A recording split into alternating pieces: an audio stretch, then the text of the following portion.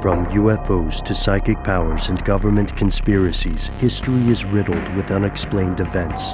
You can turn back now or learn the stuff they don't want you to know. A production of iHeartRadio.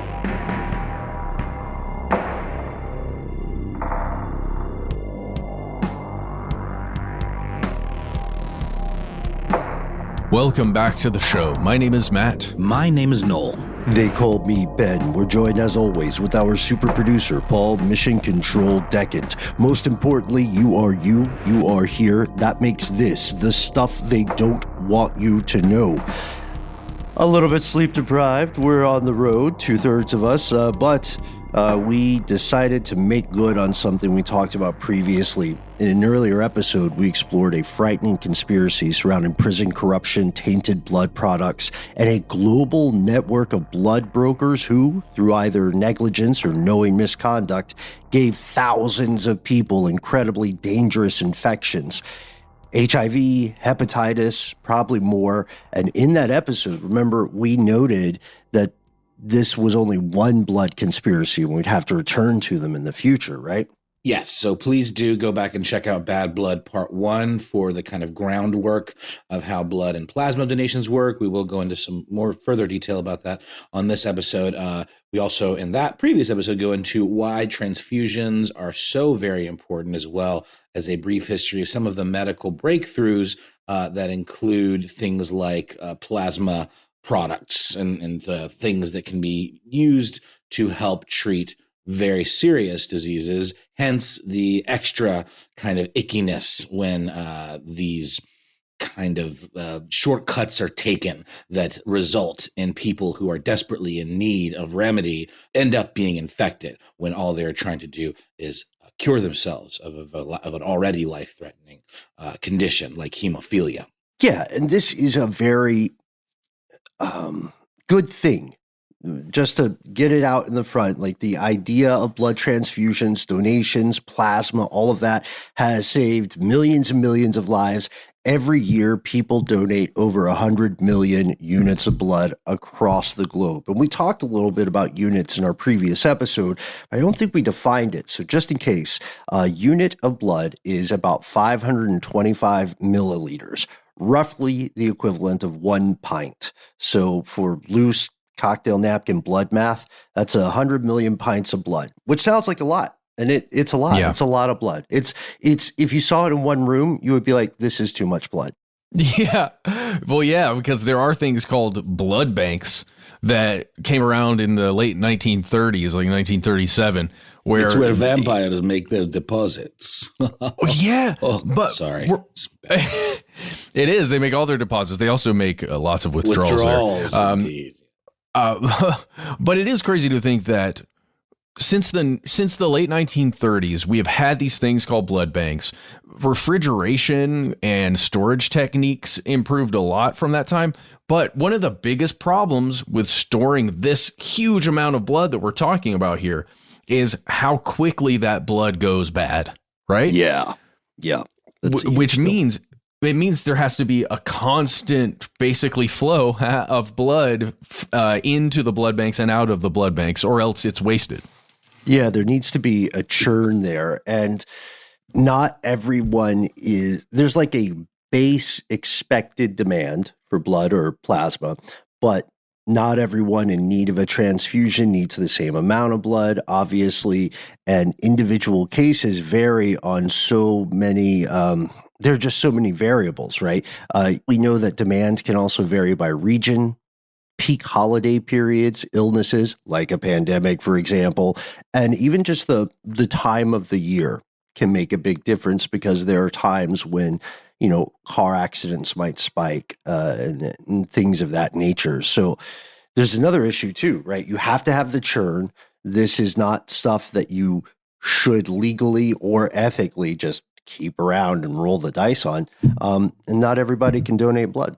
I would be interested to know a stat. I'm not sure that we have this today, of how much blood does go to waste.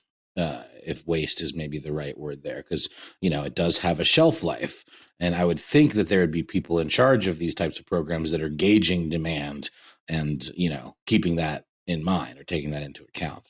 Yeah. Well, in part one of the major issues in the factor 8 issue, when we were talking about the Arkansas prison system, was that their refrigerant systems went out. And almost immediately when that occurs, if the blood has been stored in a non-refrigerated unit, it should be thrown away. With all of these blood donation programs, like across the board anywhere, if this blood that's stored is not refrigerated, it should go because it's no longer viable and safe to use. But I don't know. I guess my point here is that keeping stuff cold is very important, and that's one of the only reasons that we can actually, have large amounts of this stuff. We didn't even talk about blood types, right? We did a bit. Oh, we did? Yeah. Just in terms of like the universal donor and all of that stuff, and then some of the rarer types. And just really quickly, I did find the stat: 8.87% of units donated apparently are discarded. In the U.S. or globally? Globally, it would seem. Yeah, I guess there are many reasons why you would have to discard, right, samples or whatever, these liters of blood.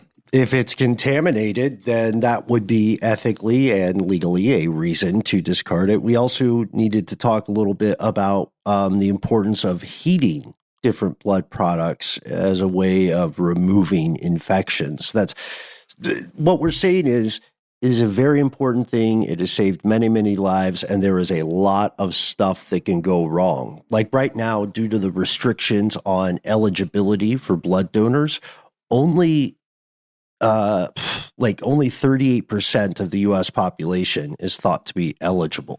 And there are all kinds of reasons for that. Like you are not supposed to donate blood if you have used needles to inject drugs or steroids without a doctor's recommendation. HIV, if you have ever had sexual relations in return for drugs or money, if you have a couple of different specific diseases, or if you're pregnant. So fewer people can give blood than we might assume. And right now in the U.S., if you are giving blood, you are donating your blood. You are voluntarily giving it away. But if you're donating plasma, which takes longer, then you can get compensated. Plasma donations can be compensated in the U.S. just because the process is more involved. Like depending on the version of plasma donation, it's at least 90 minutes to donate, and then you probably are going to be there for 2 hours because you have to hang out. Yeah, and definitely eat the cookies when they offer you cookies, because you should. You need to get that sugar back in your system. But guys, 38% of people can donate, right, are eligible. Then let's really think about how many people actually donate. Because think about voting. Everybody that can vote, and then how many people actually vote and take the time to do it. And in this case, a somewhat selfless act, unless you're giving the plasma donation, maybe you can argue that it's, for money. But most of this is a selfless act to donate blood. I just wonder how many people actually donate every year. It's got to be pretty low. It does seem like the number has also decreased over the last 20 years, according to a couple of sources that I found. About 40%. Okay, I was looking at Red Cross as well too. They have specific demographics of people, like the age and identity, or the age and like ethnicity or socioeconomic status of the people most likely to donate blood. It's college educated males between 30 and 50 or something like that.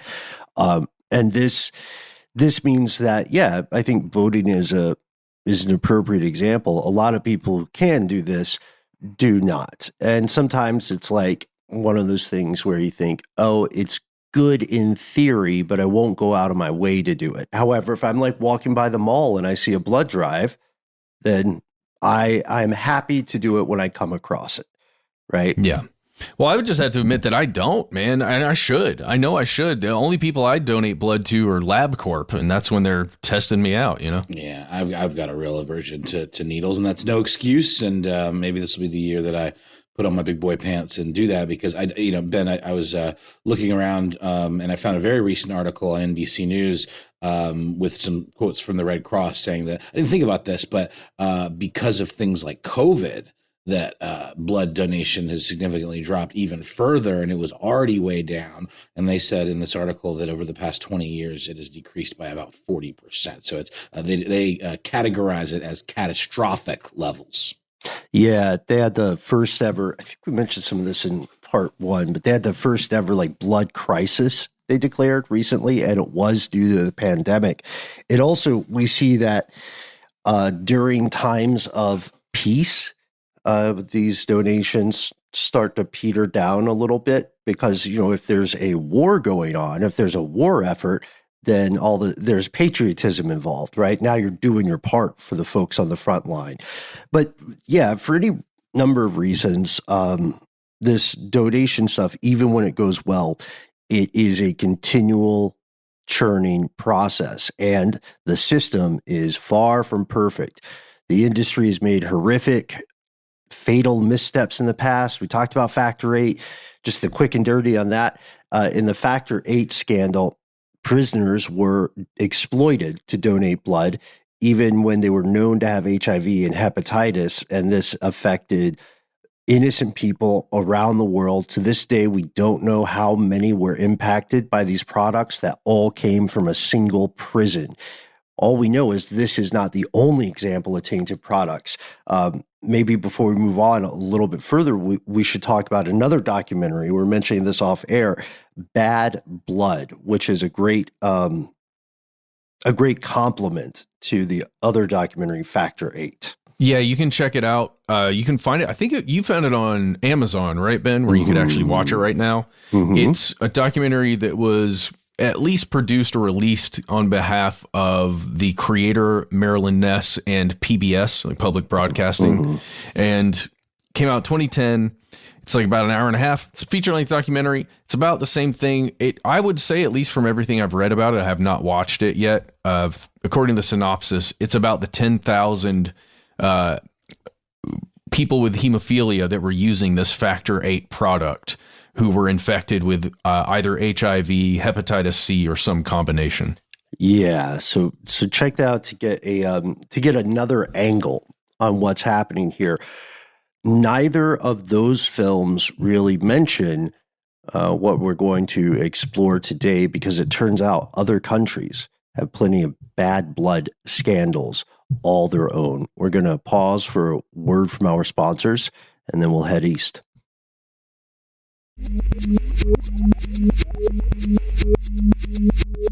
Here's where it gets crazy. There is a disturbing, perhaps equally if not more disturbing, example of when the blood trade goes wrong from China, and it involves something called plasmapheresis, which is our unfortunate word for the day. It's the fancy term for kind of plasma donation, where, long story short, they take the plasma out of you, they separate the plasma for the rest of your stuff that makes up your blood, and then they put that junk back inside you. Why? They heist one piece of your blood so that they don't fully deplete your supplies. So like they take all the blood out, they take your plasma, they spin it, and they take your plasma. Then they put your red blood cells, white blood cells, and platelets all back in, just shove them back in you. Yeah. Well, slowly with finesse, you know. I'm sorry. Is that standard operating procedure, or is this a bad move? This is in theory a really good way to do it. Oh, it's a good way to do it. Okay. Yeah, and from 1991 to 1995 in China, the Henan provincial government had this kind of plasma campaign, and they were paying people, mostly farmers, mostly not very wealthy people in rural areas, to participate. Likely humble. Yeah. Well, oh gosh, one would hope. The life of people the life of people in these rural towns was often really challenging, and the market was just becoming liberalized. So this blood plasma economy, that's what they called the campaign. How Nosferatu is that? It seemed like a good idea at first. So the authorities called this thing the Blood Plasma Economy Initiative, which sounds straight out of like Count Orlok and Nosferatu, but it was a win-win, because biotech firms had a huge demand for a massive supply of blood. They had plasma, and they had so much cash to burn. This was also a great program for middlemen, for blood brokers. And there was a lot of profit to be made. So, okay, so these biotech companies are paying every one of these people to come in and donate their plasma. That's what we're saying. No, not quite. There. What's happening is it's a markup game, like any other middleman game. The people in these rural areas are selling their plasma for something like the equivalent of $10.90 for 600 grams. But then the blood stations, the plasma stations, are turning around and they're selling that for a significant markup to the biotech companies. It sounds exactly like the factor 8 thing, right? Because the prisoners were making like $7 per donation, but their money wasn't real. It was for inside the system they're existing in. And then the biotech companies are turning that around for what did we say it was? It was something insane, like $100 and something per donation that they make. It was a lot. And it was also like a government contract too. Like, where the prison had kind of made this deal, this sweetheart deal, and no one would cop to any of the malfeasance ever along the way. And I don't believe, as far as where we left off in the documentary that we discussed, and the work of Kelly Duda, anyone has really taken the fall in any kind of big, significant, meaningful way. But I get what you're saying, Ben. So if this structure is in place, you're saying a middle person that can get between those two systems, right, can make crazy amounts of money, probably. How does one become said middle person? Is this a licensed thing? How do you get into the blood broker biz? Yeah, so I mean, I think you just have blood.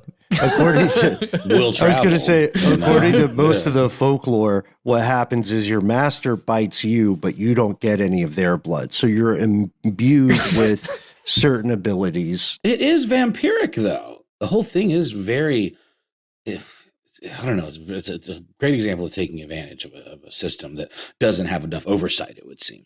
Yeah, and this was a long problem. So one misconception about this, I think, that happened when it was initially reported in the West is the blood plasma economy, which in the beginning was hailed as this amazing thing, like this kind of thing economists should study and health professionals should study.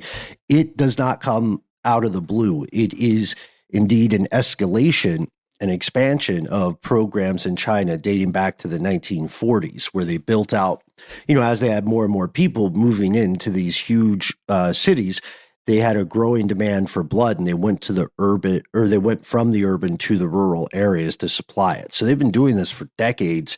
The blood plasma economy, which was starting in 1990, this was the rise of they're called like the Zueto, or the bloodheads.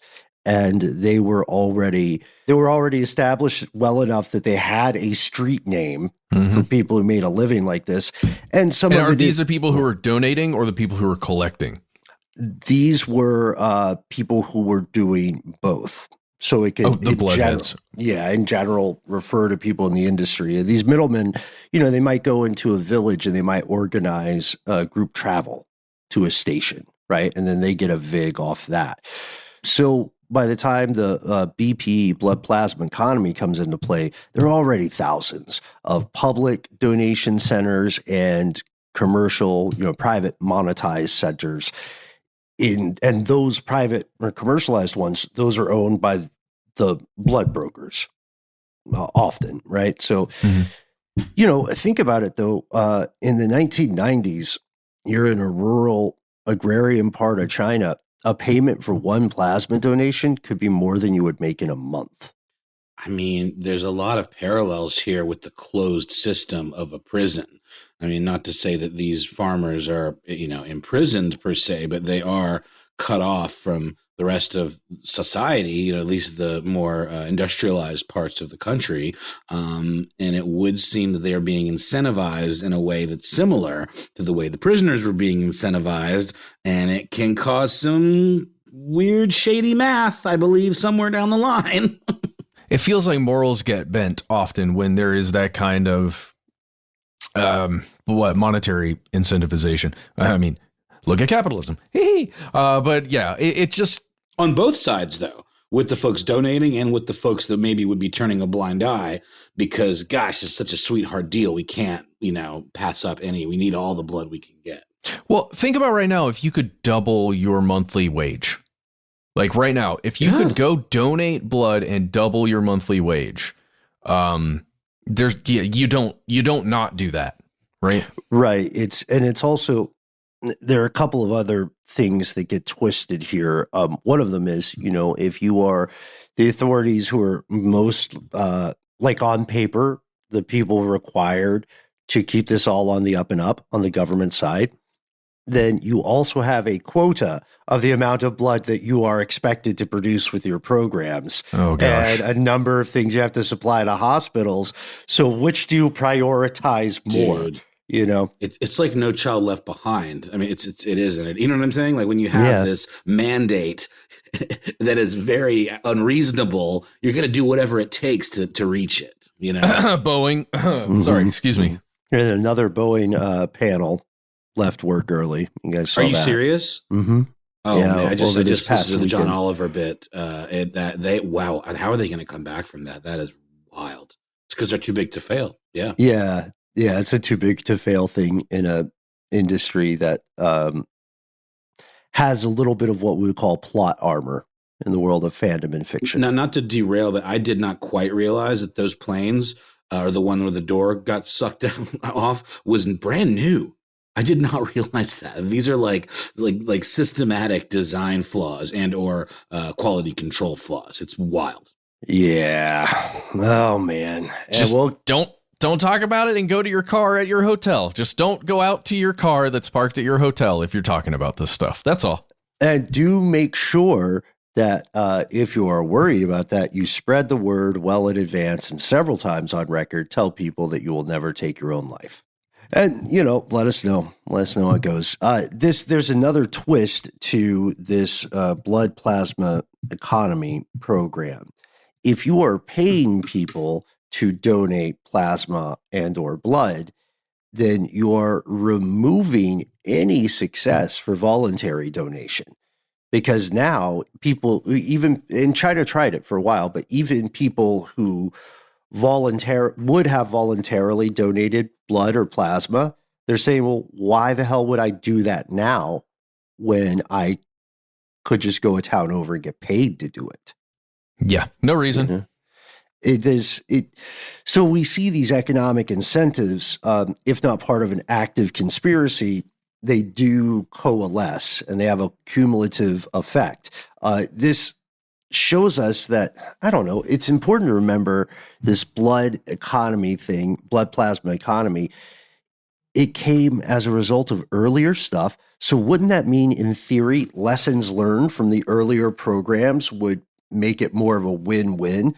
Like the brokers, the biotech still makes a lot of money, and then the people donating stay safe, and the people getting the donations stay safe? Yeah, like how stable was that system? Because it seems like you could build it to where everybody wins. Mm-hmm. And so it was, right? Everything was fine? Yeah, that's our show. Thanks for tuning in, folks. You're absolutely right. In theory, it could be fine, but the problems stem from the way the plasma is extracted. And I think it's smart for us to walk through what actually happens here. We were not being facetious where we said, we're not doing a bit when we say they would take stuff from you and then put your blood back in you. Although I know it sounds like a 4-year-old trying to describe blood donation, but we're not medical experts. This is true, though. They did take stuff and put it back in. Oh, yeah. So let's go through the steps. Step 1, insert a syringe into a person's body that goes into their bloodstream and take out the blood. That's all the blood, by the way. That's like whole blood. Yes, yeah. Not all of their blood. No, just his whole blood. It's got all the parts. Step 2, we've talked about the spinning part of the process where the plasma is separated from the blood in a centrifuge. That is a machine that is then used to extract that plasma.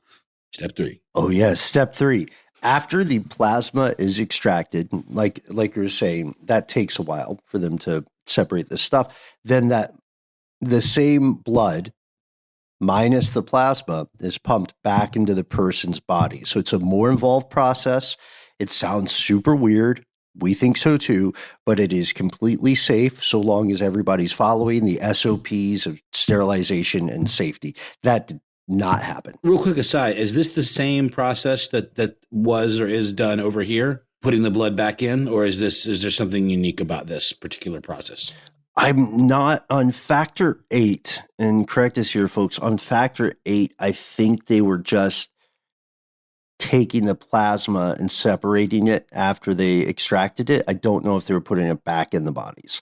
I think the main, for them, the problem was they weren't vetting the donors very well, and then they were also through negligence, they were spreading infections from donors to other donors. And we should also add that similarly to, what ended up happening with factor 8, the advances of biotechnology have led to synthesized versions of this that don't require the actual plasma. So that's a good thing moving forward. But we're in the thick of this part right now that very much aligns with the factor 8 story in terms of this was the only game in town for getting that plasma for creating these products. Plasma itself is still needed, but in terms of using it to make the hemophilia medications. And I'm stuck on the steps that we just described, because in my mind, if you're going to do this properly, and as you stated, Ben, through sterilization, like standards and those kinds of things, let's say I donated blood. My blood gets taken out. It gets spun in a centrifuge that only contains my blood. That way, when the plasma is left and you've still got the red blood cells, white blood cells, and platelets, that stuff goes directly back into my body, right? Because it's my blood. Get it back in my body, please. Thank you. We're saying that didn't happen? We're saying that's what's supposed to happen. And in between donors and donation instances, then all the material would be either cleaned or thrown away, right? The needle gets thrown out into a biohazard container. The centrifuge gets sterilized, et cetera, et cetera. That's what is supposed to happen. However, as Kim Sang puts it, writing for the Singtao Daily, the blood plasma economy was such a booming business. It was such like a Bitcoin all of a sudden. It seemed like it was like an oil boom, really, except for blood. And you couldn't get the blood out fast enough, right? And turn those donation tables, basically. And so the needles were being recycled, the bags that held the blood were being recycled, other instruments and containers that had direct contact with human blood were getting recycled. And some stations, we still don't know how many, mixed different blood from different donors in the same centrifuge, creating massive possibilities for contamination. Because the way it works is, let's say, in the course of a day, let's say, anywhere from 12 to 50 people, their blood got mixed in with this unknowingly. And then as things get reused over the course of the day, if, let's say, the third person or the 14th person who donates plasma has hepatitis or they have HIV, then everyone in line after them, when that stuff is getting pumped back into them, now they've got it too. And guys, I want to apologize. I think I made sort of a dumb point earlier. At least this stuff we're talking about here isn't the same as the Arkansas story because they're not making this serum. They're not making factor 8 or a product to treat hemophilia. This is exclusively plasma donation for people who need plasma transfusions or for other medical procedures other than, I guess it could end up in pools of the stuff that is used for the same kind of medication, right? Mm-hmm. Yeah. But not specifically for that. It goes straight to the biotech companies to make any number of things with it. Okay. And some of the stuff they made. Yeah. Yeah. It's it not could a dumb still point end at up, all. hurting people in a similar way. Well, and as we're talking about the cross contamination here, That's for people, the donors who are getting that blood pumped back into them that's now mixed with all these other people. It's also for that plasma that when it gets spun up, it's now spun up with a bunch of other blood that who knows, what could be in that one sample that now contains, as Ben said, the culmination of everybody who donated that day before the thing got sterilized again. I mean, it reminds me of it's like not cleaning the soda machine. Fast food restaurant. Don't think about it. Don't think about it. But way worse. Way where it goes in your body. And you guys know too, right? Because I'm glad you brought that up. It's so icky, but I instantly, if I ever have a fountain drink, I instantly go into that paranoia if it tastes even slightly off. Yeah. I always feel like fountain drinks taste a little different. I know. I was at our favorite Popeyes chicken in Atlanta, the place where the drive-through person famously told me what one time when I rolled up there. I was in there recently, I was picking something up, and I had asked for like a combo meal thing, and the lady behind the counter told me, "You sure the soda fountain's been a bit peppery?" Oh. And I didn't know what spicy? Yeah, I don't know, but I was like, I appreciate it. Thanks for the tip there. I have to believe that it was just like spicy or hit in a spicy way, and that shouldn't be that way. I like to think it was someone's first day, and they said, "Hold on, you put the spice mix on the chicken," and they're like, "Oh well, what's done is done." I thought it was some kind of mold that was really kicking things up a notch, I think that's what you meant. Ooh, yeah. Spicy mold. And so I do think this idea of like the soda fountain thing is unfortunately really great comparison, because it got even worse as things escalated. To speed up the amount of blood they were able to supply, number of units per day, right? Some stations cut out crucial steps of this process we've walked through. Like a donor might just be given blood from previous donors, the same blood type. So in your example, Matt, it's not you getting, getting that tasty Frederick vintage blood minus the plasma back. You're getting some randos. It might even be Jonathan Strickland's. Oh, I could only hope. If I got a little Strickland blood in me, man, I feel like I would get smarter. I was about to say, it'd be like a Flowers for Algernon type situation. But then you get progressively dumber.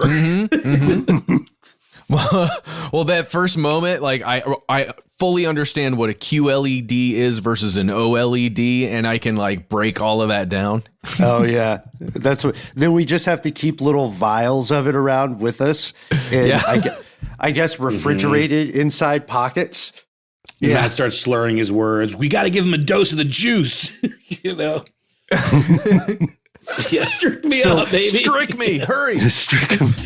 Oh my God! Now we're being flippant here, as because this is so depressing and heavy. Because it's really the gallows humor is the only way to deal with the fact that this happened. Jeez Louise. We're whistling in the graveyard here, folks, for real, because this did happen. People were given blood from other donors. They were not informed about this. It would speed up the process. You wouldn't have to wait they would put your blood centrifuge to run, and then they would just check on what other centrifuge was done. And if they had the same blood type as you, they would put that blood inside you. So there were also reports that people who tested positive for hepatitis B, were allowed to give blood, and their blood plasma was just put in a different pile, basically. Oh.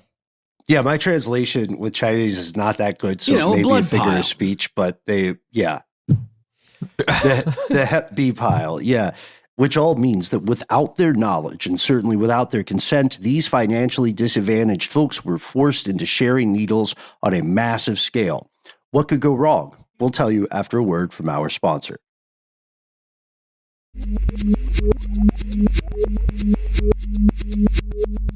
And we have returned. Now, China has a famously strict approach to the concerns of its population, right? And the country is very sensitive about certain things, certain events like Tiananmen and so on.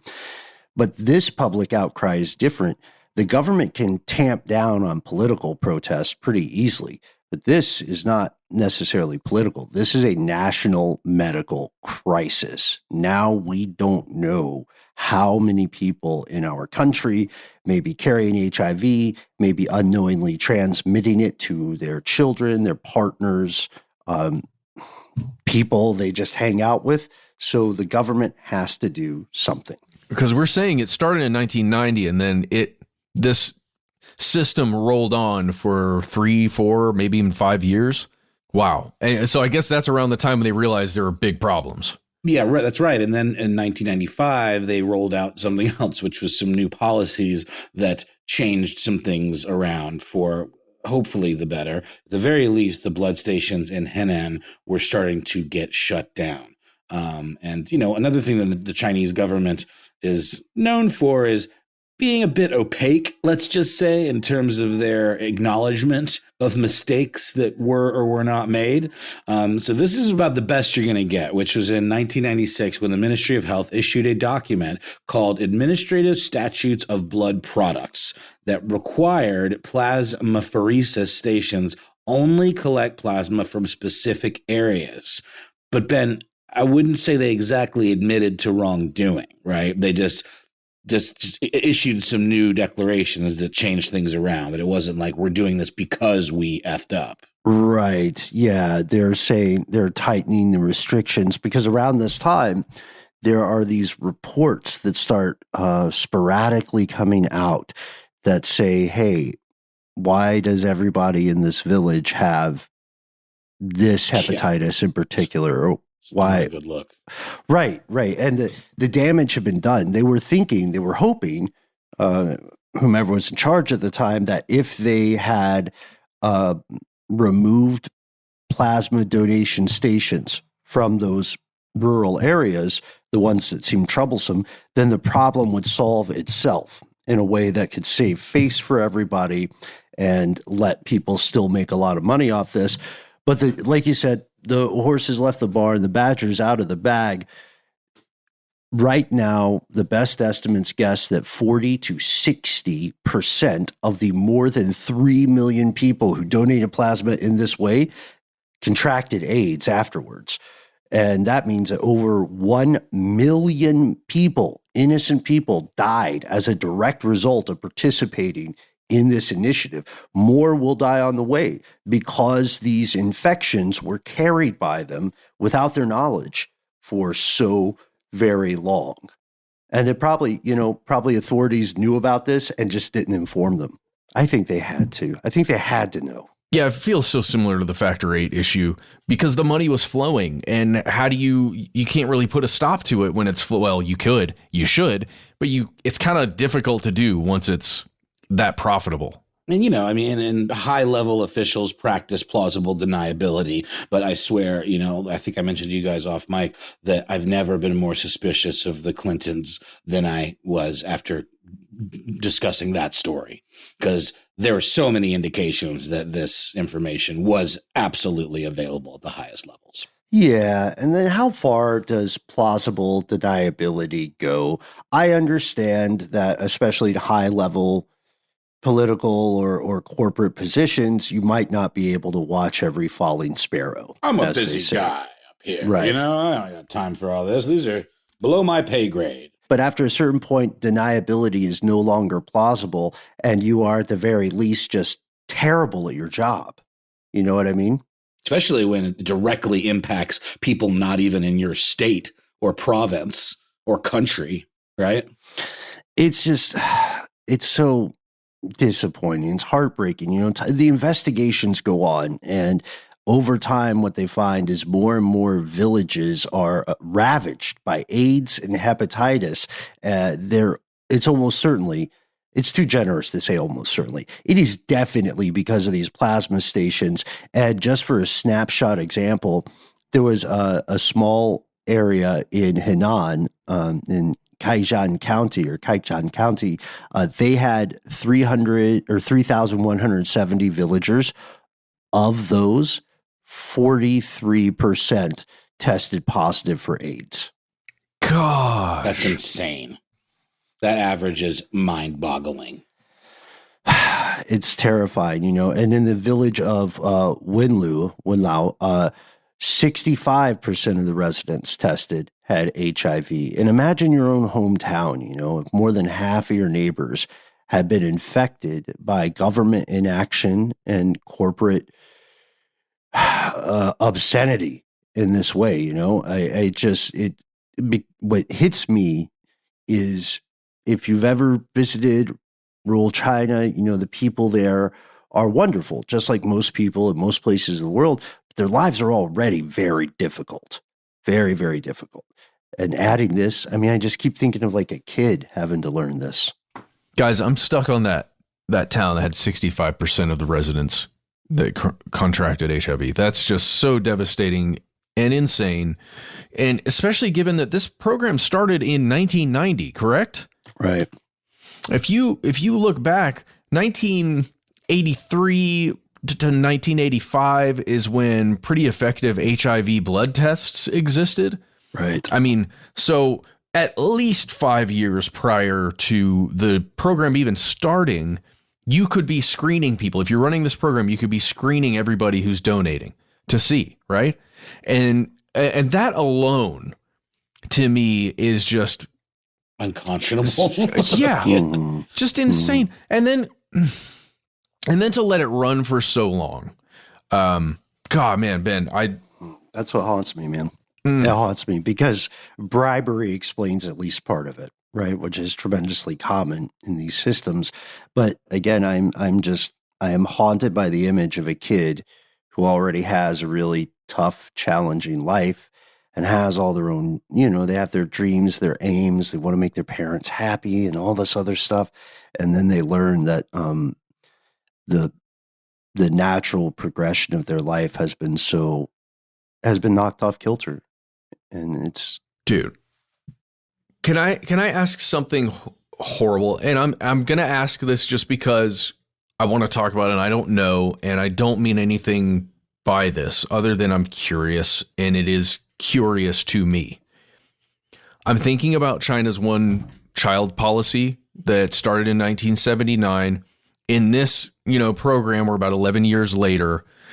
It does make me wonder if there's, that would be the conspiracy, right? Was this done purposefully to thin the population even more? Because we know that's the purpose of the one-child policy, is to slow down population growth, right?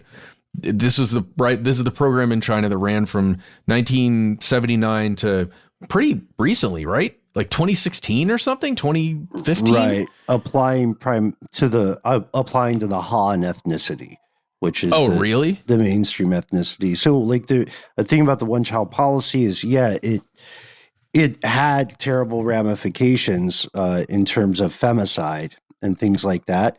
The femicide being discovering the biological sex of a child in vitro and then having it aborted as a result, because you would want a male. You want a male heir.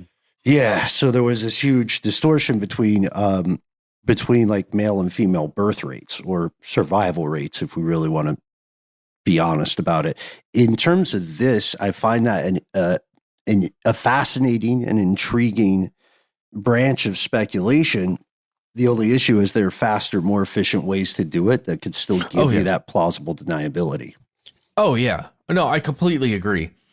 I think, this is ascribing evil, I would say, to a place where maybe it shouldn't be placed there, and it's just me having the thought experiment. But if you're targeting rural farmers, and the groups that are profiting from this are not rural farmers by any stretch, right? Yeah.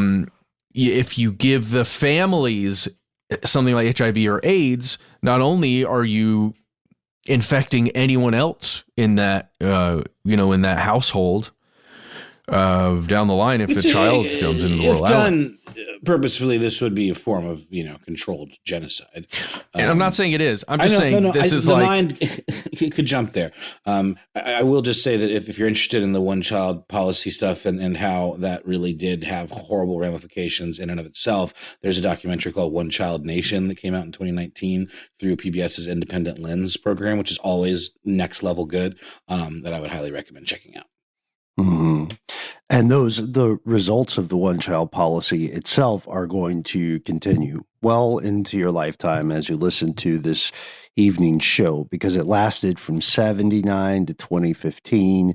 And it's kind of like one-child policy is kind of like experiments with cloud seeding, right? You're affecting a system that you don't fully control in ways you don't fully understand.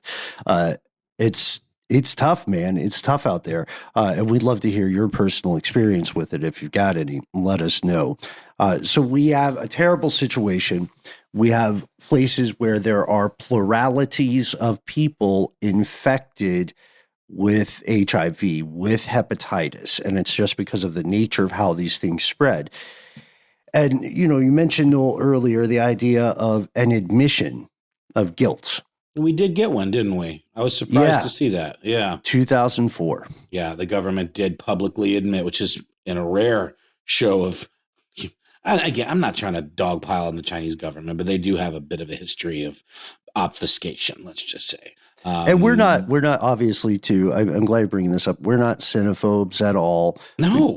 We don't, right. We're not using this as like red meat for something. This is not in the least. And I will actually, something that I said off mic, I'm just going to say the kind of abbreviated version of it. I'm surprised that certain more xenophobic types haven't used this for fodder for further xenophobia, for trying to convert people to more xenophobic ways of thinking. Because this could be weaponized in a way to be like, see what they did, these horrible people, this horrible government.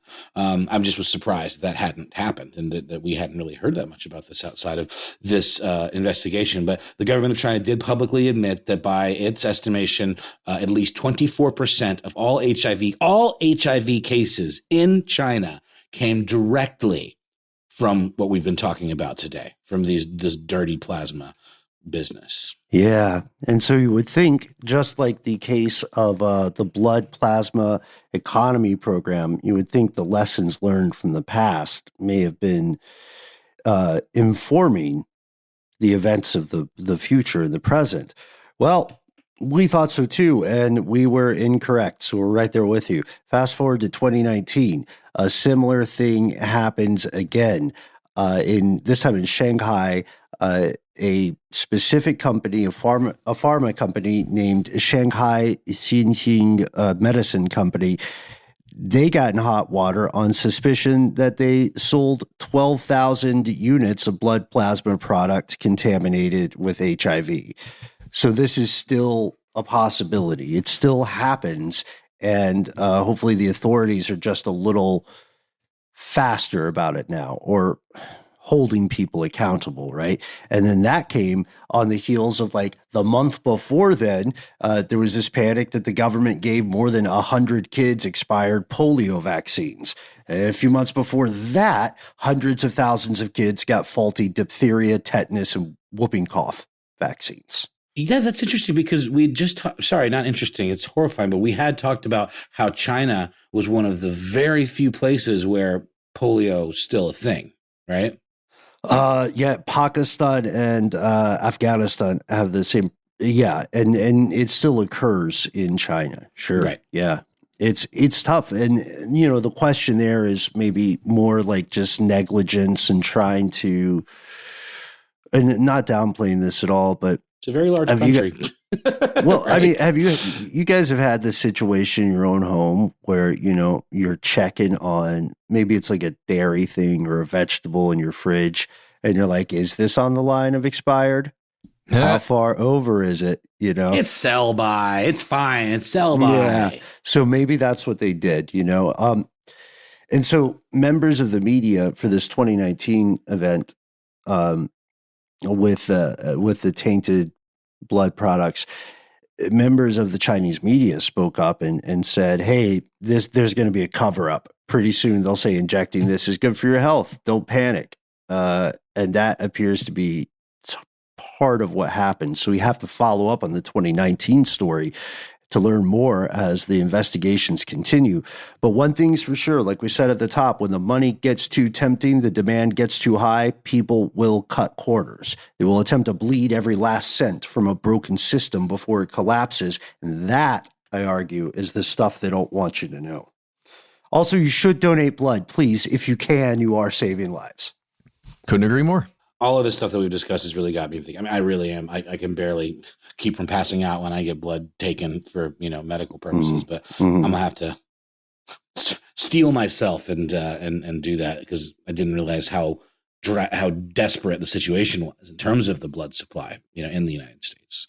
But is there a way to like, I don't know, train yourself to not be freaked out by needles anymore? It would have to be some sort of self-hypnosis or some like quitting smoking or getting over fear of heights or something. I don't know how you would do that. Mindfulness, transcendental meditation. I don't know. There's a way. Yeah. Different avenues to it if you wanted. Disassociation of things, etc.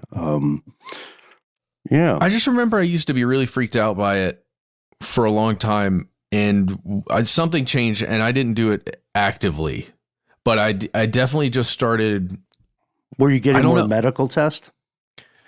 Because familiarity will change it. Yeah. Yeah. It's when I started doing like physicals, right? So like as you get older, it's recommended if you have a general practitioner, like a doctor that you go see regularly, that you get blood drawn basically at least once a year. I think when that started happening, it just changed. Like I look at the needle. I used to have to look away and like you do all that stuff, but now I just look at it and I'm like, wow, look at that go. I think I've mentioned that I have an underactive thyroid, so I have to give blood a lot, like to check on the numbers, and it's more than just a physical, and I still can't look at it, and it still freaks me out just as much every single time. So I think some people are just different. Some people grow out of it, I guess. I used to hate tomatoes. Now I love them. But needles still freak me out big time. You can contact the best way to get involved if you want to donate blood is, again, because there's regional variation in demand and the type of stuff they're looking for. Your best next steps are to contact the local blood banks in your area. It's also possible, if you want some extra credit, it's also possible to organize a blood drive. If you like work at a big company or something, they'll probably support you in doing this, just like if you were to organize a clothing drive or a book drive. Didn't we do that when we were owned by Discovery? I feel like I remember doing that in the office. I did not participate. I'm just going to be absolutely clear. I did not trust them. I have a problem with the Red Cross, but I was like, nice try, because this was still before, the widespread rollout of genetic testing, and they were just trying to find the next Honey Boo Boo, and they were going to look at all our blood and getting rights to your blood. Yeah, so I was somewhat prescient in that, I guess. But anyway, we would love to hear from you, fellow conspiracy realists, especially if you are involved or employed in something that touches upon the blood industry. One question we're curious about: do certain countries, companies, or products are there certain countries, companies, or products that you and your colleagues consider no-goes? You know what I mean? And if so, why?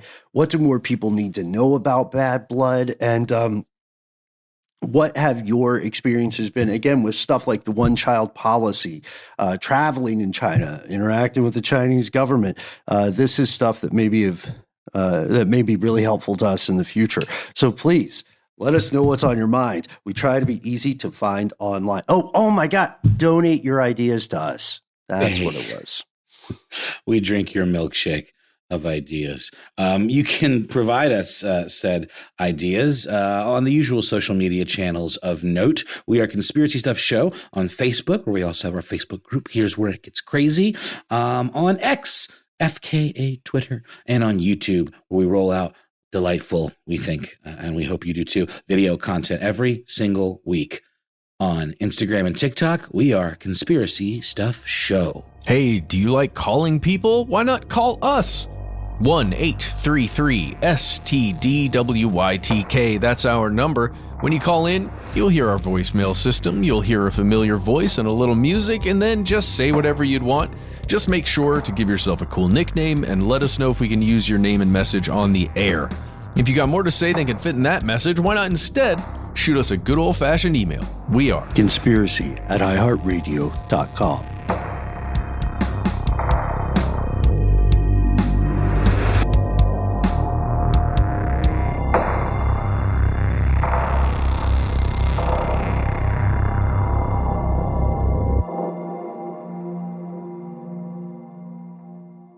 Stuff They Don't Want You to Know is a production of iHeartRadio. For more podcasts from iHeartRadio, visit the iHeartRadio app, Apple Podcasts, or wherever you listen to your favorite shows.